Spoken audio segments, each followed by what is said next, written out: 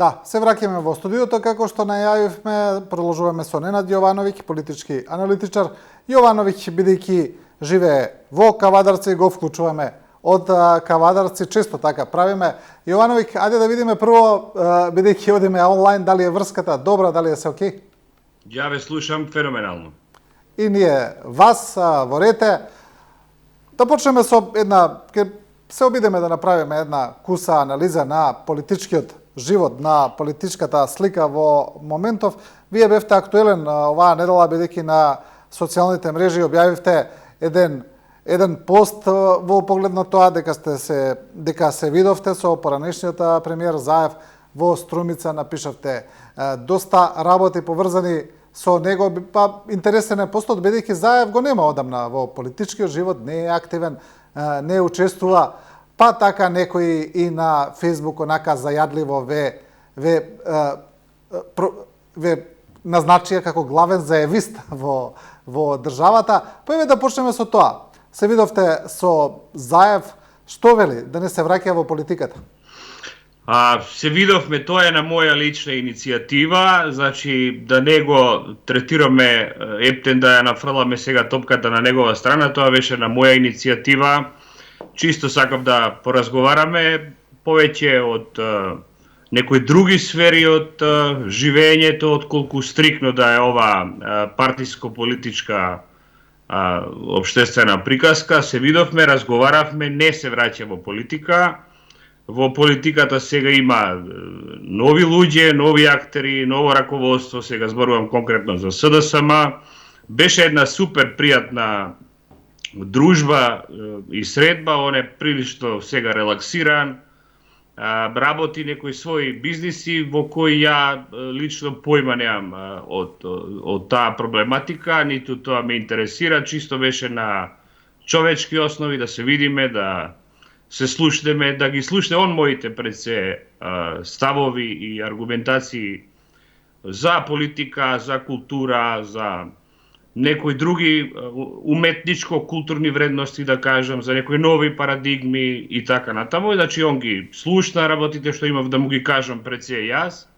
Он е исто внимателен слушател на други луѓе, не е човек кој што е набилдан со големо его, пред се сака многу да слуша, а после да ги изнесе своите ставови. Ви велам, тоа е дел од една приватна средба која не беше некој, да речам, политички настан во кој сега тука ќе се одредуваме, па дали јас сега барам нова функција или барам нови позиционирања. Не барам ништо, јас сум тоа што сум, додека беше Заев и најмоćна фигура во државата, јас не побарав ништо. Единствено сакам да бидам слушнат, мојот глас да се слушне, било вербално, било пишано, и тоа генерално беше се. Ми е драго што го видов, уште се смее, онака супер позитивно, и тоа ми беше сосема добро. Поседовме, апнавме, пивнавме пристојно, се поздравивме и тоа беше горе-долу се. Да, се разбира дека оваа средба има повеќе атрактивност во однос на тоа дека Заев одамна не е присутен во политиката, инаку е прилично тривијална во поглед на политичкиот живот. Значи, се согласувам со вас дека нема некаква голема политичка важност. Сега, како што вие кажавте, Заев ги слушнал вашите размислувања, па ајде да ги слушнеме и ние во поглед на она што се случува. Уште ова би ве прашал, дали вие сметате дека Заев треба да се врати во политиката, пред се кога го гледате функционирањето на СДСМ сега и на актуелниот председател Филипче? Не, ја не мислам дека Заев треба да се врати во политика, затоа што мислам дека два пати во иста вода не се влегува. Тоа го имате историски многу добро детектирано во разни и филозофско и антрополошки книги.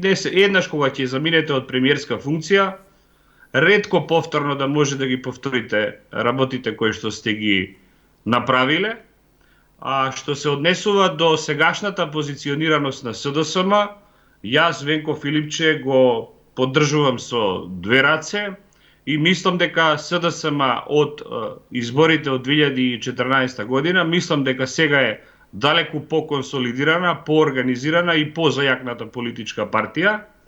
Да не заборавиме дека Венко Филипче, што се вели е сега тазе во таа лидерска функција и сега со неговиот лидершип тој во некоја смисла бара вработување од граѓаните на Републиката за да добие некој добар резултат на пред се мисли на локалните избори. Инаку мислам дека добро сега е позиционирана СДСМ, артикулирана е, анимирана е, ја има во јавност, критичка е и тоа е за сега сосема доволно што јас го гледам до овој момент. А како они ќе излегуваат сега со листи, со некои нови луѓе на локалните избори, некои нови лица, некои свежи лица, за тоа многу малку може да ви кажам, бидејќи јас само СДСМ ја следам преку медиумите, а не сум инсайдер внатре во политичката партија, како што бев впрочем и додека беше Заев прв човек во државата и најмоćна фигура политичка, не бев ни внатре ни во влада, ни во политичката партија. Јас сум само поддржувач и некој човек како што би рекол Игор Мандиш, јас сум како некоја бела врана.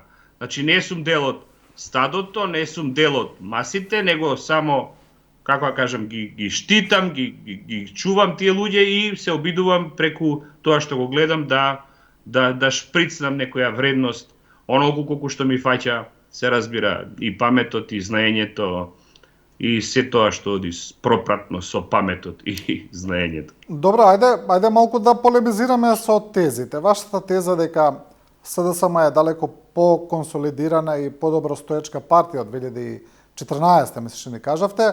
24-та, на 24-та, добро, да. Бидејќи кажавте 14-та, но веројатно мислите 24-та, да. Добро, да, се разбира. Добро, нема врска во однос на анализата, не е страшно. Не знам, еве сакам да ве прашам, дали е тоа навистина така, гледајќи ги анкетите, испитувањата на јавното мислење кое го гледаме, барем оние кои се достапни, кои излегуваат, каде што тие покажуваат еден релативно низок рейтинг на СДСМ, можеби најнизок во својата историја. Барем анкетите кои што ги гледаме, повторно ќе кажам, бидејќи тие ни се единствен показател додека еве пред локалните избори, не покажуваат дека таму нешто оди во некоја позитивна насока. Видете, значи анкетите имаат неколку елементи во себе. Првиот елемент е за бустирање на партиска мобилизација, односно кој тој ги пласира и во кого бројките одат во корист. Ја видов таа анкета и тие анкети се, како да речеме, на партиско борбени мотиватори или бустови кои што во одреден временски период се пласираат и му даваат политичка набој на конкретно на ВМРО-ДПМН, односно на власта. Тие анкети се амплитудни, некогаш се горе, некогаш се долу, некогаш се многу брзо горе, некогаш се страшно брзо долу. Значи, не можете вие во одреден временски период да кажете дека тоа е некоја конечна позиционираност на моќта во македонското општество. Не заборавајте дека традиционално македонските бирачи се секогаш со власта, се секогаш со моќта, но гледаме дека последниве 2-3 месеци, ја не би рекол дека толкава е силата на Мицкоски. Од ова што го гледам и по социјални медиуми и критички гласови кои што се движат од оздола према горе, према централата во Скопје, ја не би рекол дека македонскиот народ е бесен во овој момент, гледа дека оваа влада е толку ирационална во своите постапки да вие не сте во никаква состојба да може да рационално промислите или ги анализирате кој е нивниот следен чекор. Значи, они ги хендлаат дневната политика, ја хендлаат од саат во саат, од час во час, еден огон се пали, не знам, с краја било у 12, па они го гаснат, па се отвара некое друго жариште, во 2 часот, во 4 трето и така натаму. Значи, не би рекол јас дека се они толку комотни во своето владење. Сега, ако вие некое второ прашање, можеби со нивните коалициони партнери, ја ве гледаме дека и влен на политичката партија на албанците на Таравари, дека и они се колебливи, не се доволно јаки, не се доволно силни, час велат стабилно е мнозинството во власта, час велат ќе излегуваме од власта и ќе одиме во опозиција. Значи тука има некои дубиози, има некои трзавици, има некои интереси. Македонска политика е таква интересџиска, повеќе е интересџиска отколку што е вредноста, така што не би рекол ја дека Мицкоски е баш така комотен и весел додека е прв човек во земјава. Да, добро, ќе видиме. Како што кажав, едно се анкетите, друго е реалната состојба на теренот. Мислам дека прв тест за партиите ќе бидат локалните избори, кои ќе се одржат некаде во октомври. Ќе видиме тој датум, нели може и да се помести, уште не се закажани. Тука ќе видиме прв тест, ќе видиме дали СДСМ ќе успее да освои дел од градоначалничките места, колку ќе успее да освои. Тука се разбира и другите партии. Тука е една левица, ајде да речеме, партија која е во прилично голем, не знам сега дали голем, може би погрешно се изразив, но е дефинитивно во некаков пораст, ќе видиме тоа што значи на терен. А сега имаме и некакви анализи, информации дека власта подготвува некаков пакет на предвремени парламентарни избори, кои можеби би се одржале со локалните, а можеби и после нив. Ете како гледате на тој конгломерат на анализи и информации? Па на тој конгломерат, како гледам сега, Александар Николовски вчера имав прилика да го слушам така кратко, колку што имам желудник да го издржам и да го слушам во неговите, сега зборам за вториот човек во власта, Николовски, колку што може да го издржам во неговите позитивистички напливи. Он е некој човек во власта кој што се е добро, се е супер, еве сме, летаме, имаме некои нови пакети кои што лесно ќе може да патуваат граѓаните со авиосообраќај, он е обседнат со тоа, со инфраструктура и авиосообраќај, се е добро, ќе видиме, можеби ќе нема потреба за предвремени и локални избори, значи се некако би велам конфузно и не е многу јасно одредено. Мислам дека притисокот на Мицкоски ќе дојде од албанската страна и како он ќе жонглира со тие две позиционирања на Дуи и на Влен, од тоа ќе зависи дали ќе има предвремени парламентарни избори.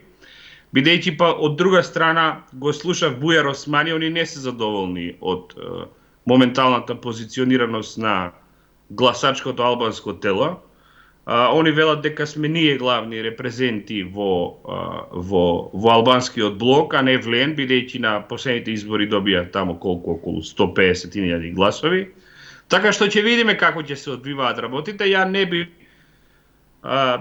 бил многу скептичен околу секоја изјава дури на Дуи, на Влен и на ВМРО, а многу повеќе сум на позициите и многу ми е повеќе важно што во моментот прави СДСМ и како она се екипира и како зборува. А што се однесува до вашето прашање за левица, тие работат, како се вика она метафора, антиестаблишментска позиционираност и ги користат тие антиестаблишментски наративи во македонско општество, дека се некорумпирани, дека не се извалкани, дека рацете не им се, односно рамената не им се до гуша, заглавени во оние работи, да не ги спомнувам кои пред телевизорот, а се дел од системот на оваа држава. Значи се во комисии, се во собраниските клупи левица, значи они се дел од системот, а надвор изигруваат дека се дел од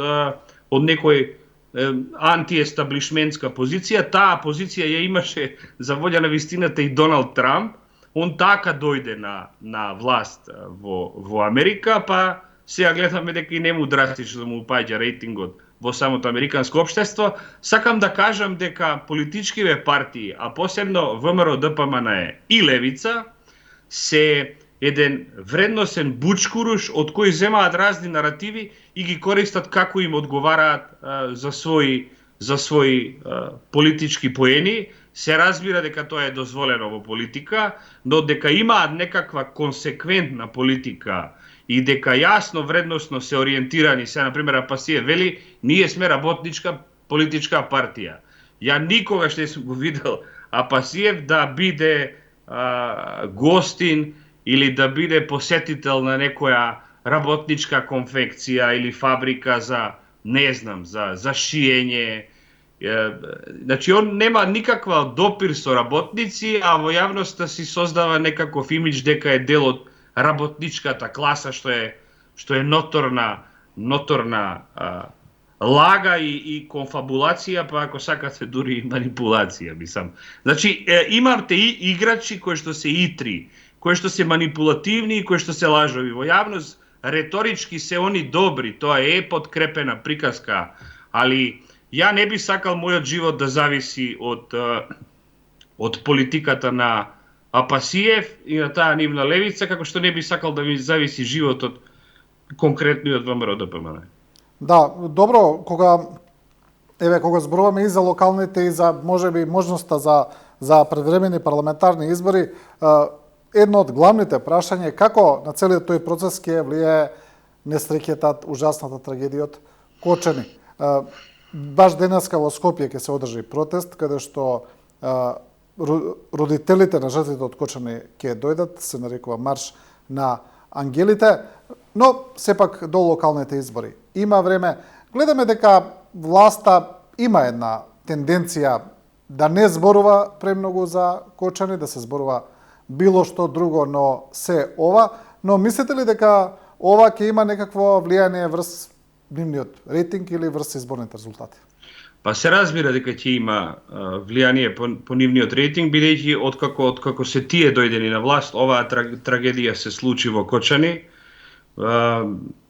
Јас навистина жалам за тие луѓе и за нивните трагични судбини. Немам некакви зборови на утеха, наискрено да ви кажам, ниту знам како е да се биде во нивна кожа. Сега зборувам од чисто емотивна и сочувствителна позиција, од некоја емпатична позиција. Јас да сум власт во оваа земја, ќе отидам, ако е тоа возможно, и некако ќе ги репарирам тие луѓе во било која смисла, конкретно некаква финансиска помош би им дал или би им ги исчистил сите кредити кои би ги имале по банки нивните родители, колку некако да можат да ја санираат таа болка која ја не верувам дека, мислам, тоа не може да се санира, него едноставно во таа ситуација би клекнал пред нив и би им кажал: луѓе, не знам, кажете како да ви помогнем. Земете или камшик или да ви помагам некако финансиски. Ја мислам околу тоа би имало консензус во цела држава. А како ќе се одвива рейтингот според таа трагедија, познавајќи ја ВМРО-ДПМН и нивната, како да речем, таа Платонова пештера, они се луѓе кои што имаат 300.000 фиксно гласачи. И ВМРО-вските гласачи ќе си останат на таа позиција мимо трагедијата во Кочани и мимо било која политичка трагедија која с краја било да тропнам на маса би се случила во иднина. Значи они се некако комотни и они се обраќаат само на своето членство, нив други не ги интересира. Други не ги интересираат ни коалиционите партнери кои што ги имаат внатре во владата, што се однесува до политичкиот дел. Еве, гледајте и сами што излезе од таа политичка партија која се вика Влен. Еве, ве молам, кажете ми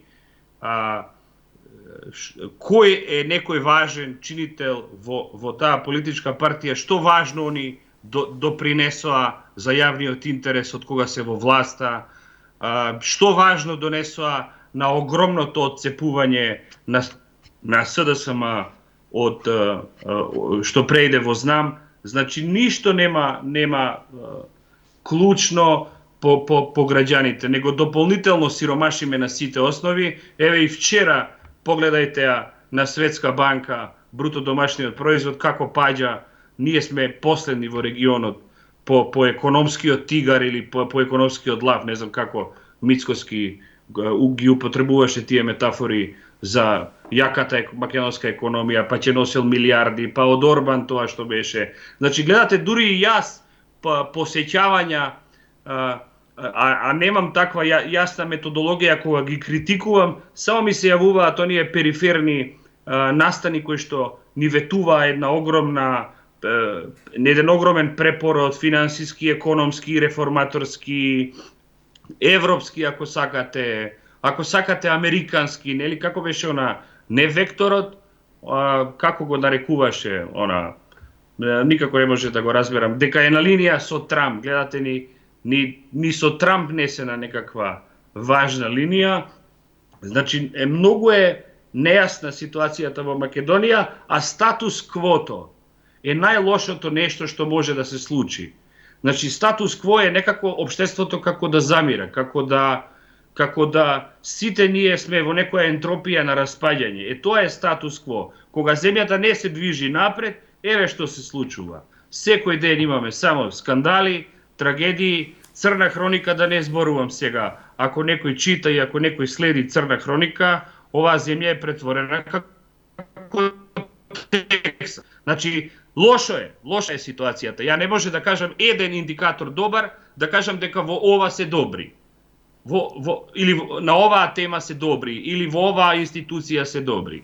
Дури еве гледате и платите ги за каснија во културата. Значи, сега без да запишувам, јас може да ви извадам милион работи во кои оваа влада е навистина лоша. И сега кога ќе ми го набаците тој рейтинг, гледам дека тука има некоја опасна манипулација и луѓето сега трчаат некако да се спасат од стравичниот пад на рейтингот и сега пуштаат онака класично партиски мобилизаторски приказки, рейтингот расте, Венко Филипче имал 3, па 3, па мислам, јас кога би излегол на анкета, јас би имал 3 гласа. Јас би имал 3 гласа, а немам никаква партиско-политичка позиција камоли Венко, кој е председател. Значи, само тргнете од таа базична работа и ќе ви биде јасно дека е таква манипулативна анкетата која само ги спасува нив. Они се обидуваат сега да се спасат. Да, добро, тоа е 3%, да, 3%. Да. Кога зборуваме за коалицијата вреди, ова што се случува со Арбен Таравари, се уште не знаеме кој е епилогот тука, дали он од вреди дефинитивно тука е излезен, тоа го кажа значи и од коалицијата и он, но дали ќе излезе од владата не знаеме, но ми се чини дека и да излезе Арбен Таравари од владата, он има околу 5 пратеници, и да излезе и да не излезе, дека владата повторно ќе има мнозинство во собранието и тоа доста големо мнозинство. Ќе влијае ли тоа некако врз работата на владата? Ама нема ништо да влијае. Гледајте, европските интеграции се замрени во оваа земја. Они сите внатре во владата, значи они може да имаат 150 пратеника. Значи не се проблем пратениците, не е проблем јачината на владата, него толкава собировка на пратеници, тоа мене ми говори дека тоа е слаба влада, а не е јака влада. Тие сите се против францускиот така наречен европски модел што ни го понудија версус малцинствата на бугарите. Значи нашиот пат кажан им е и они многу добро знаат што све треба да направат за да ги откочат преговорите и да тргнеме барем малку од малку на некој пат. Значи они може да седат во власта и 100 пратеника. Они можат да си делат внатре тендери, нати го, дај ми го, ти реков, ми рече, ја тебе војводо, ти мене сердаре, вработи си го овај. Значи они можат тоа да го прават. Они можат да го трошат нашиот буџет. Може да го јадат нашиот буџет. Може да, не знам, си отворат нови градежни фирми во кои ќе си нафрлават еден на друг, на своите коалициони партнери, бизниси, маркици, дупови, гупови. Они може тоа да го прават. Ама од друга страна, граѓаниве се посиромашни. Ја кога ќе излезам и кога ќе видам сега, например, колку пари е зелка, кромит, патлижан, лебот, брашното, гравот, леќа, значи најосновните работи за прехрана, струјата колку е покачена. Еден ден тоа нивно комотно, така наречено 80 пратеника, 100 пратеника, 500 пратеника, еден ден ќе им се удри во лице. И тоа се плашам дека ќе се удри многу страшно. И затоа велам, повикувам на разум, да се малку стабилизираат, да не бустираат така на еден лажовен начин и да видат кај се и што се. Имаат ли вредности или немаат вредности? Ако немаат вредности, ја мислам дека на следниве избори ќе се покаже резултат. А ако мислат они дека ја владеам со 80 пратеника и тоа мене ми е најважно, а ваму граѓаниве цело време се на дур. Кавадарчани велат на дур. Знаете што е на дур? На прва е тоа. Више нема никој трпение тука во оваа земја. И мислам дека не се баш така комотни колку што се замислуваат дека се комотни, но сепак ќе видиме. Да, добро. И за крај едно прашање кое е поврзано со се разбира, тоа е нешто што цело време зборуваме. Корупцијата е еден од главните проблеми во македонското општество, дефинитивно главен проблем. Тоа е последните случувања со председателката на антикорупцијската комисија. Имено самата председателка е осомничена за некакви незаконски действија, не знаеме тука каков епилог излезе, таа не поднесува оставка од комисијата. Па сакам да ја прашам за абсурдноста на самиот случај, бидејќи председателка на антикорупцијската комисија е осомничена, ајде да речеме, за корупција. Па обично, знаете како по филмови има, обично првиот лопов вели држте го лоповот. Тоа е вашиот коментар. Добро, се разбира дека имаме презумпција. Знаете како, за се има презумпција на невиност. На невиност, да. Да, се разбира, таа е добра. Но сепак е прилично индикативно се тоа. Па се разбира дека е индикативно, се разбира дека таа индикација насочува дека тој што е главен шеф на антикорупција, кој што има некакви вредности, компоненти, морални, етички и така натаму, он треба да биде најмалку коруптивен. Значи, сепак, треба да се види каква е ситуацијата и што е, но знаете како, кај што има чат, има и оган. Ова земја е страшно мала, да не речам сега под наводници ставам една инцестуозна земја во која се живо е измрежено, се е овде некако нати го, дај ми го, или кога ќе ги прашаш луѓе во некоја разговорна или колоквијална дебата, како сте луѓе или што правите, они ќе ти речат на тоа, добри сме, си ја редиме, така, значи, ја тебе нешто, ти мене нешто и така.